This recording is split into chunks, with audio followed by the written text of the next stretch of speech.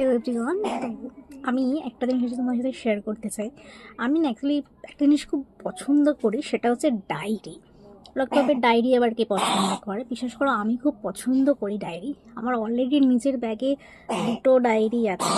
একটা সিরিয়াসলি আমি লিখি, আমি ডায়েরি লিখি। তো দুটো ডায়েরি আমার অলরেডি আমি যে ব্যাগটা অফিসে নিচে সেই ব্যাগটাই আছে। আরও একটা ডায়েরি আজকে আমি পেয়েছি, গিফট ঠিক নয়।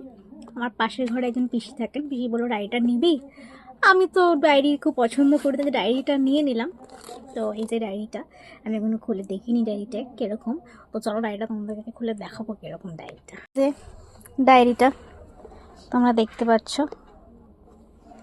এটা 2026-এর ডায়েরি। এই যে লেখা আছে success in the year head. ওকে,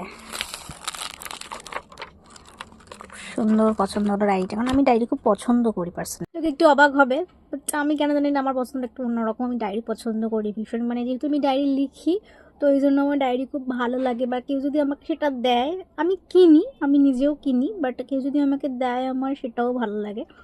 এটা হচ্ছে আমার নিউ একটা লাভ বলতে পারো। জানি না কেন আমার কিছুদিন ধরে আমার ডায়েরির প্রতি একটা আলাদাই অবসেশন তৈরি হচ্ছে।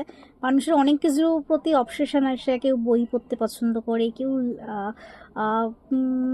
ঘুরতে পছন্দ করে, খেতে পছন্দ করে, অনেকের অনেক রকমের ভালো লাগা আছে। বাট আমার না ডায়েরি লিখতে ভীষণ ভালো লাগে, বা ডায়েরি কিনতে ভীষণ ভালো লাগে। বা তার কেনার থেকে বড় কথা, কেউ যদি আমাকে ডায়েরি দেয় আমি আরও বেশি খুশি হয়ে যাই। আমি আমার বাড়িতে পিসিটাকে বলেছি যে তুমি ডায়েরি থাকে আমাকে দিও। আমার অলরেডি দুটো পুরনো ডায়েরি লিখে লিখে শেষ হয়ে গেছে।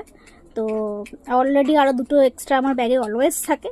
আর একটা নতুন এডিশন আমার অ্যাড হলো। তো চলো, আর তোমাদের কারোর কি পছন্দ আছে প্লিজ সেটা কমেন্ট সেকশনে জানিও।